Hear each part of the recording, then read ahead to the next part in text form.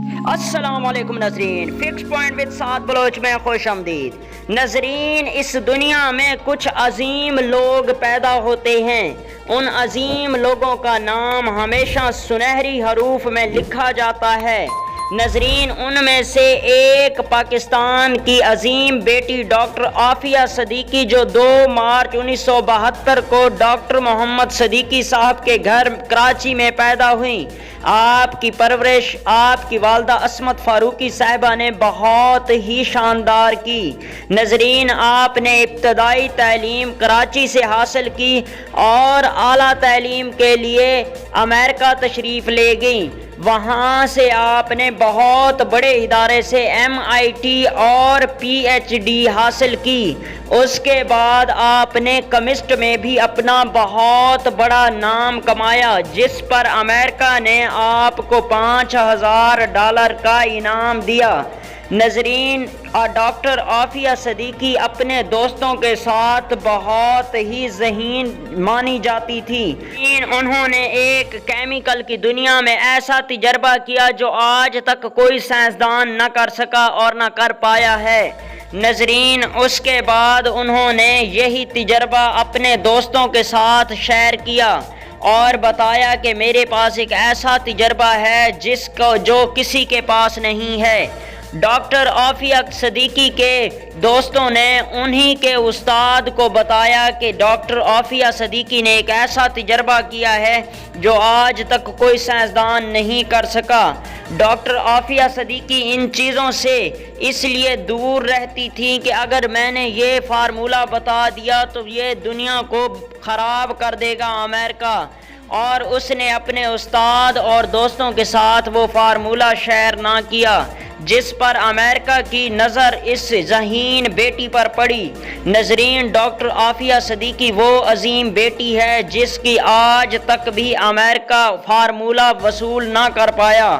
ناظرین، ڈاکٹر عافیہ صدیقی کو جب یہ پتہ چلا تو اس کے بعد ڈاکٹر عافیہ صدیقی نے اپنی حفاظت کرنا خود شروع کر دی۔ اس کے بعد ناظرین، ڈاکٹر عافیہ صدیقی نے 1995 میں پاکستانی نایاب امریکی امجد محمد خان سے شادی کی۔ اس کے بعد آپ کا بیٹا 1996 میں پیدا ہوا اور 1998 میں بیٹی پیدا ہوئی، اور آپ کی یہ شادی کا سفر 2002 میں ختم ہو گیا۔ اس کے بعد ناظرین، آپ کا ہسبینڈ آپ کے خلاف ہو گیا۔ آپ کے ہسبینڈ نے 9/11 کے جو حملے تھے اس میں آپ پر بہت بڑے الزامات لگائے اور کہا کہ آپ نے القاعدہ کے ساتھ تعاون کیا۔ ناظرین، اس کے بعد امریکہ میں آپ کا رہنا مشکل ہو گیا تھا اور آپ 2003 کے شروع میں ہی پاکستان واپس آ گئیں۔ ناظرین، پاکستان واپس آتے ہی چند ہی مہینوں میں ڈاکٹر عافیہ صدیقی پر امریکہ کے خفیہ اداروں نے تلاش شروع کر دی، جس پر امریکہ کے خفیہ اداروں نے پاکستان کے صدر پرویز مشرف کو پیغام بھیجا کہ آپ کے ملک میں ایک دہشت گرد ہے جو 9/11 میں ملوث ہے، جس نے خالد محمد شیخ سے تعاون کیا ہے۔ ہمیں وہ چاہیے، جس پر مشرف نے ان کو اجازت دی کہ اگر وہ ملوث ہے تو آپ لوگ لے جائیں۔ ناظرین، امریکہ کو صرف اس لیے چاہیے تھی کہ کیونکہ اس کے پاس کیمیکل کی دنیا کا ایک بہت بڑا فارمولہ تھا جو اس نے آج تک شیئر نہیں کیا۔ ناظرین، اس کے بعد شام ایک ایسی آئی جو کراچی میں ڈاکٹر عافیہ صدیقی گھر پر تھیں تو وہ ایجنسی پہنچ چکی تھی امریکی، اور انہوں نے ان کے بچوں کے سامنے اسے اٹھا لیا اور بچوں پر تشدد کیا۔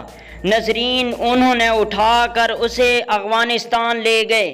افغانستان لے جانے کے بعد 5 سال تک وہ ایک ایسی جیل میں رہی جہاں آج تک پتہ نہیں چلا کہ وہ کہاں ہے۔